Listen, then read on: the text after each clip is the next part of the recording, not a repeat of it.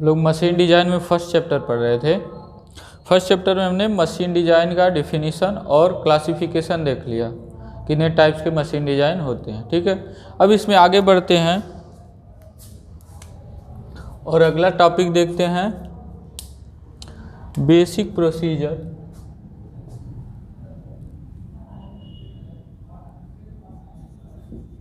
Basic procedure for machine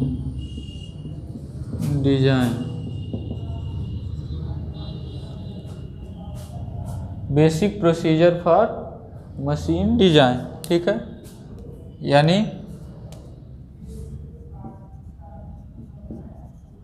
machine design के लिए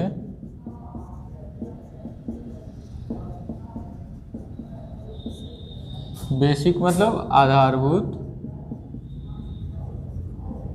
procedure मतलब क्रियाविधि, मतलब कैसे कैसे काम करेंगे स्टेप बाय स्टेप, उसकी बात कर रहे हैं कि मशीन डिजाइन के लिए बेसिक प्रोसीजर क्या है, स्टेप बाय स्टेप हम क्या काम करेंगे। ठीक है, तो सबसे पहला काम होता है हमारा, इसको आपको पूरा नोट्स में मिल जाएगा, तो हम जो है बताते चल रहे हैं, हर हेडिंग के बारे में डिस्क्राइब करते हुए चल रहे हैं। तो सबसे पहले काम होता है हमारा मार्केट सर्वे। क्या हम करते हैं? मार्केट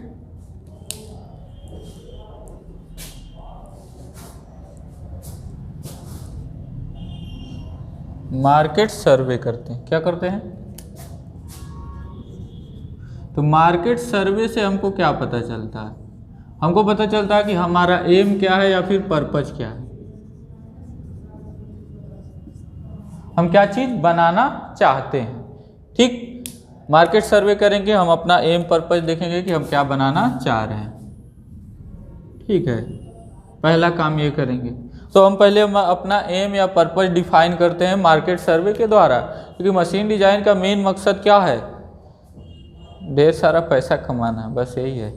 ठीक है, तो इसका मकसद यही है। ठीक है ना, और क्या है? ह्यूमन लाइफ को और ईजी बनाना, ठीक है ना, और कंफर्टेबल बनाना, दो ही मकसद है मशीन डिजाइन का।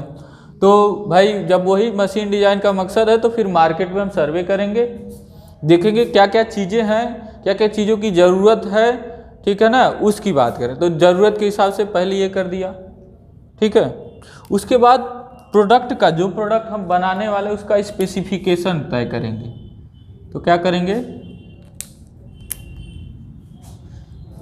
डिटरमाइन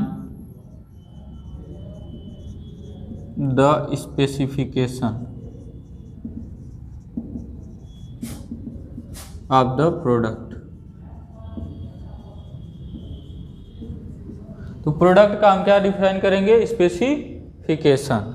ठीक है, स्पेसिफिकेशन मतलब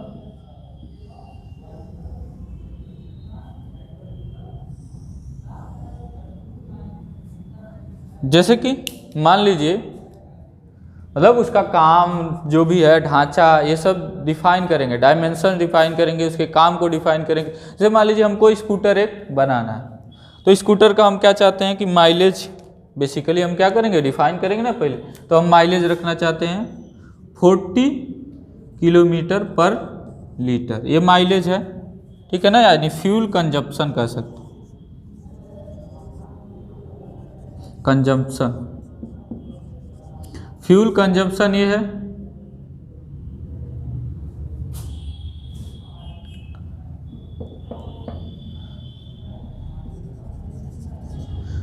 फ्यूल कंजम्पशन ये है। ठीक है, कंजम्पशन सही था स्पेलिंग हमारा, फ्यूल कंजम्पशन इतना है। ठीक, फ्यूल कंजम्पशन के बाद हम ये डिफाइन करेंगे कि इसका स्पीड कितना रहेगा। तो मान लीजिए हम ये डिफाइन करते हैं कि 80 किलोमीटर पर आवर होगा, इससे ज़्यादा नहीं। इसके बाद इसमें वेट की बात करें कि भाई कितना वेट जो होगा इस पर चल सकता है। तो 2 आदमी, ठीक है ना, 2 पर्सन मान लीजिए हल्के हल्के, और साथ में साथ 10 kg का वेट भी ले सकते हैं। इस तरह से स्पेसिफिकेशन डिफाइन करते हैं। अब कहेंगे कि मान लीजिए 1750 mm का लंबाई रखेंगे, ठीक है, चौड़ाई रखेंगे 750 mm का, विड्थ रखेंगे तो ये लेंथ हो गया, ये विड्थ हो गया, ठीक है, हाइट रखेंगे 1000 mm का या जो भी होगा उसके हिसाब से, मान लीजिए हाइट रखेंगे 1000 mm का। तो ये सब हम पहले क्या करते हैं, जो डिफाइन कर लेते हैं किसी भी मशीन को डिजाइन करने से पहले। जैसे हमने एक स्कूटर की बात किया तो वो क्या हो गया, हम क्या करते हैं, डिटरमाइन करते हैं स्पेसिफिकेशन ऑफ द प्रोडक्ट। तो पहले हमको ये तो डिफाइन कर लेना जरूरी है, डिटरमाइन कर लेना जरूरी है, ठीक है। इसका कास्ट भी हो गया कि कास्ट कितना रखना है, ठीक है, 40,000 का रहेगा, 50,000 का रहेगा, कितने का रहेगा, वेट कितने का रहेगा, इस मतलब स्कूटर का वेट कितने का रहेगा, ये तो लोड कैरिंग कैपेसिटी हो गया, इतना कैरी करेगा लोड वो स्कूटर, लेकिन इसका वेट मान लीजिए 95 किलो है, ठीक है। तो ये सब क्या करना है, डिफाइन कर लेना है। उसके बाद क्या करेंगे, दूसरा स्टेप आगे अगला वाला,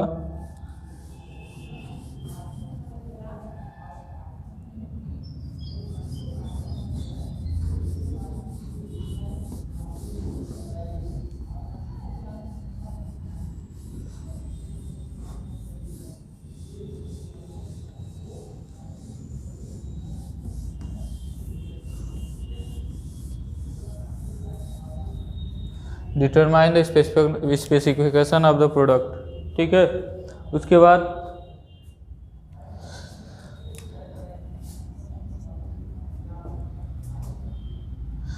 सेलेक्ट करेंगे,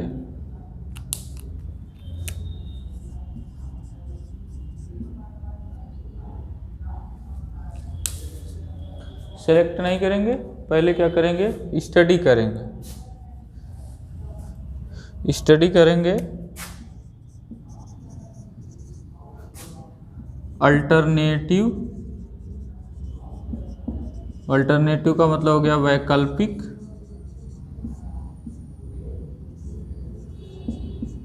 वैकल्पिक अल्टरनेटिव मैकेनिज्म्स, मैकेनिज्म्स अब बताने की ज़रूरत नहीं है, आप लोग पढ़ चुके हैं, ठीक है। Study alternative mechanisms for the product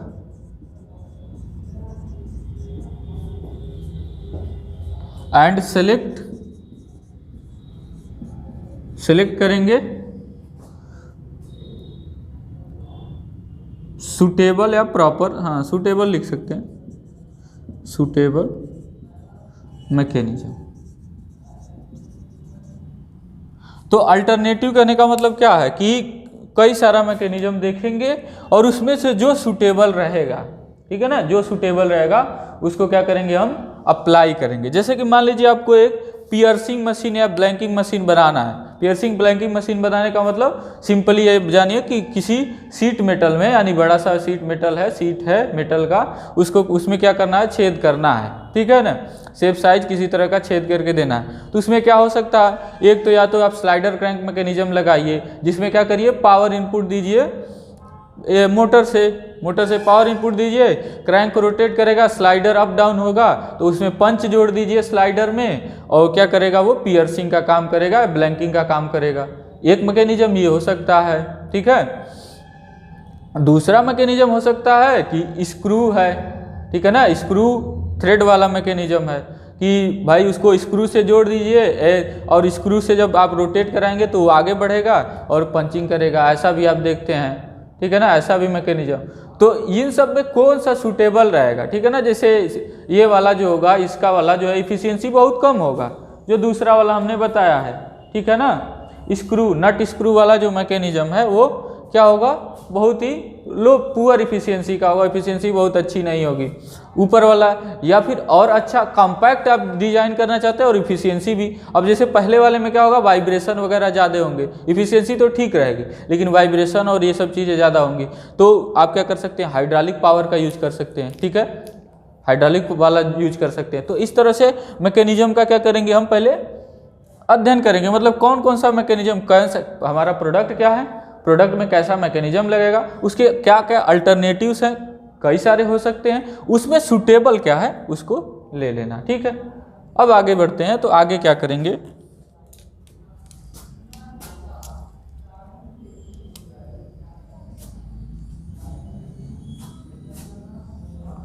अगले स्टेप में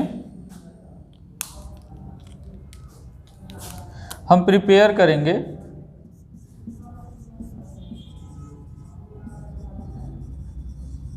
general layout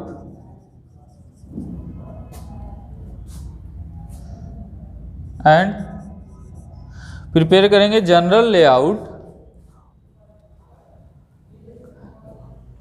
layout of configuration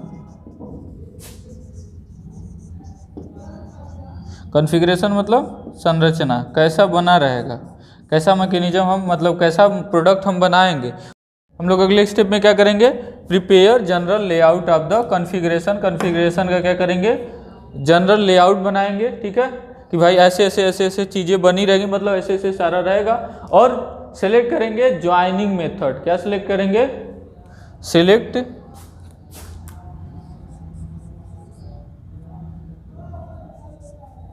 and select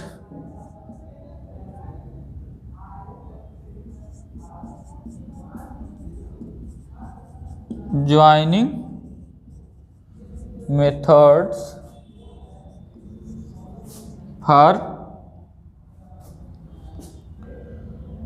components या फिर एलिमेंट्स।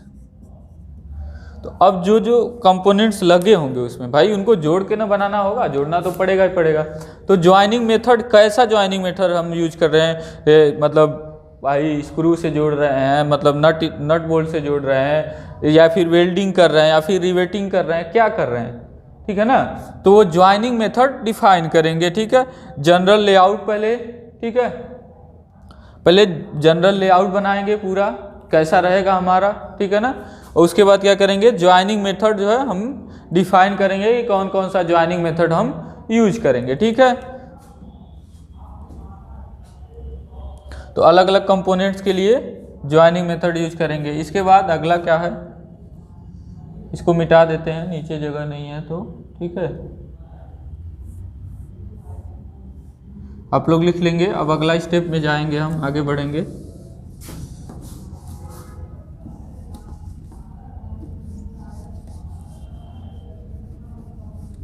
तो ये सब हेडिंग्स हैं, इनके अंदर जो जो चीज़ें हम बता रहे हैं वही आपको क्या लिखना है, भाषा के रूप में लिखना है। पहले किनारे चार्ट बना दीजिए। ठीक है, ऐसे क्या कर दीजिए, किनारे चार्ट बना दीजिए। ठीक है, वही बहुत हो गया। उसके बाद क्या करिए, इन सबको जो जो चीज़ें हम इसमें बता रहे हैं वो क्या करिए, हेडिंग बाय हेडिंग लिख दीजिए। वही क्या है, वो basic procedure of machine design है, यही है करना। ठीक है ना, और इसमें सारी चीज़ें आ गई।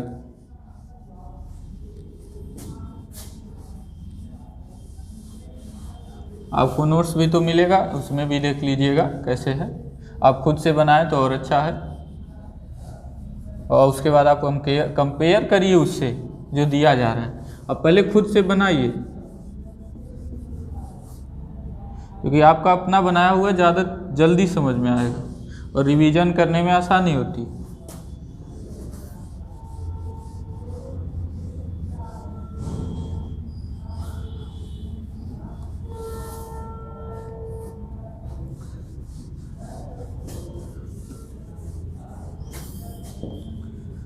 तो ज्वाइनिंग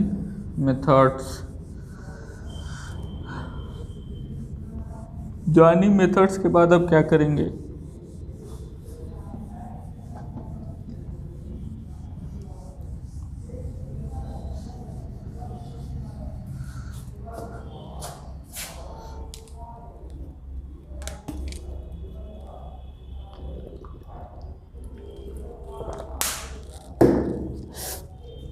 ज्वाइनिंग मेथड में क्या करेंगे। अब ज्वाइनिंग मेथड के बाद क्या करेंगे, तो हम क्या करेंगे, इंडिविजुअल जो है ना हर एक कंपोनेंट का क्या करेंगे,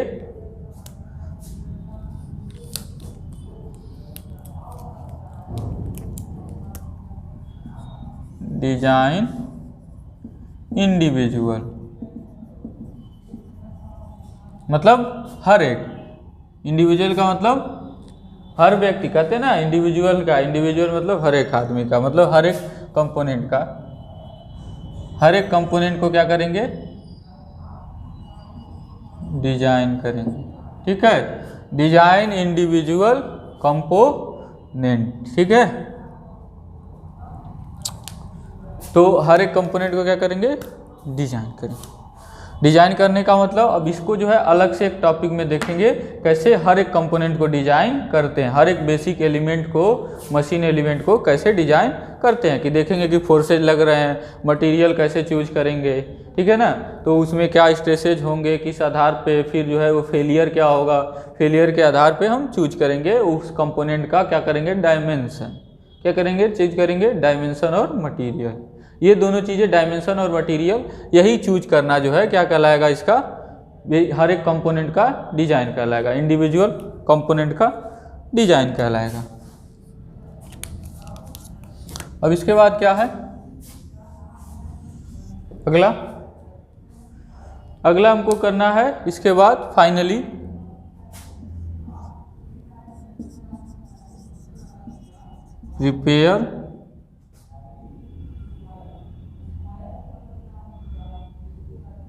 प्रिपेयर डिटेल ड्राइंग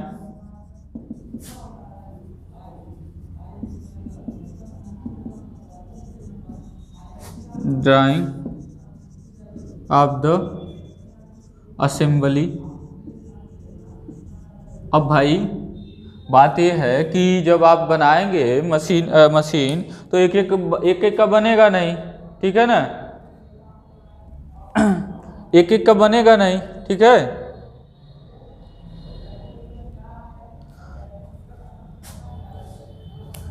एक एक का बनेगा नहीं, तो हम क्या करेंगे, असेंबली बनाएंगे। ठीक है, इसको ऐसे भी लिख सकते हैं कि भाई सभी कंपोनेंट्स को जब हम डिजाइन कर लेंगे तो क्या करेंगे, असेंबली बनाएंगे, प्रिपेयर असेंबली, दोनों बातें एक ही है, जो उस तरह से भी इस तरह से भी, assembly and detail drying of the configuration, जो भी कॉन्फ़िगरेशन बन रहा है उसका detail drawing.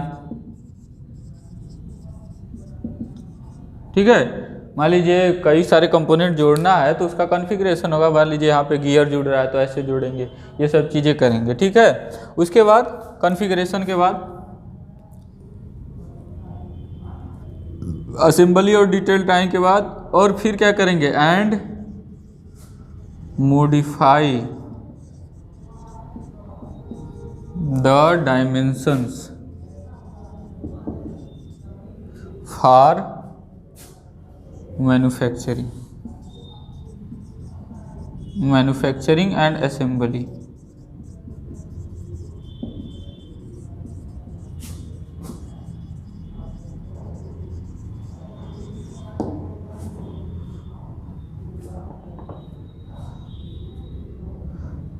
After prototype model and prepare prototype model, या फिर प्रोटोटाइप मॉडल का चेक करने के बाद, ठीक है ना, testing, after testing prototype model. ठीक है, अब इसमें बच्चे कहेंगे कि हिंदी क्या हिंदी, इसमें आपको नोट्स हिंदी में मिल जाए, लेकिन ये समझ में तो आ रहा है ना। जैसे कहने का मतलब अभी एक एक चीज़, ये सब चीज़ें जब आप इंग्लिश में सुनेंगे, क्योंकि आजकल के समय में आप इंग्लिश में ही सुन रहे हैं तो समझ में नहीं आएगा। अभी शुद्ध हिंदी इसका लिखने लगेंगे तो बच्चे कहेंगे कि समझ में नहीं आ रहा, ठीक है ना, तो हिंदी आपको नोट्स में मिल जाएगा, तो उसका टेंशन मत लीजिएगा।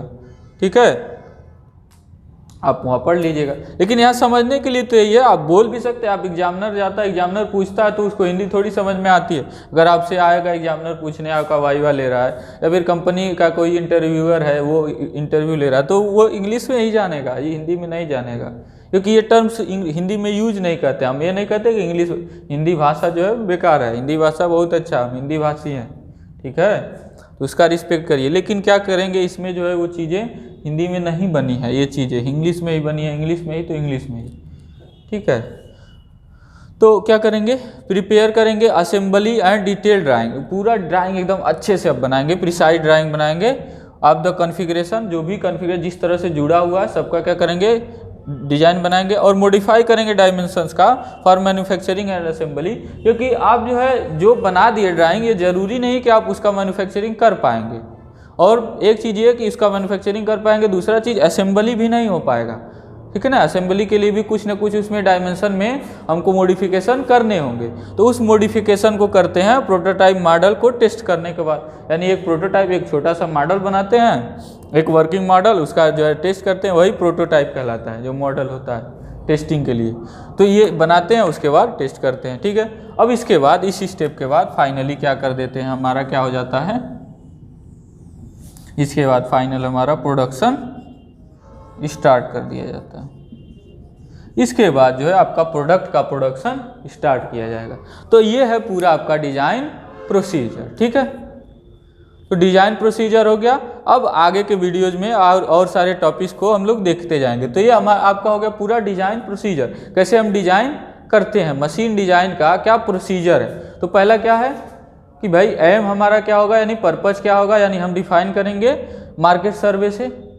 उसके बाद क्या करेंगे, स्पेसिफिकेशन प्रोडक्ट का कि कैसे रहेगा, कितना लंबाई चौड़ाई या फिर उसके काम क्या हैं, वो सब स्पेसिफिकेशन आ गया। फिर मैकेनिज्म चूज करेंगे, क्योंकि मशीन बनाने में हमेशा क्या ज़रूरत पड़ेगी, मैकेनिज्म। उन्हें बताया भी है कि बेसिक फंडामेंटल होता है किसी मशीन का मैकेनिज्म, जो बेसिक यूनिट जो होता है वो मैकेनिज्म ही होता है। तो देखेंगे कौन कौन सा मैकेनिज्म उसके लिए लग सकते हैं, कौन सा अच्छा है उसको चूज करेंगे, ठीक है। उसके बाद क्या करेंगे, एक जो है लेआउट बनाएंगे, ठीक है ना, एक लेआउट बनाएंगे और ज्वाइनिंग मेथड्स को मतलब एक तरह से लेआउट बनाएंगे, ठीक है। जनरल सा लेआउट बनाएंगे कि कैसे कैसे चीज़ें रहेंगी, उसमें व्यवस्थित रहेंगी कैसे कैसे चीज़ें, बस जनरल। उसके बाद चूज करेंगे कि कौन कौन सा ज्वाइनिंग मेथड हम इसमें लगाएं। तो ज्वाइनिंग मेथड, ठीक है। अब मान लीजिए ज्वाइनिंग मेथड हमको क्या करना है, मान लीजिए कहीं पर वेल्डिंग करना है, ठीक है ना।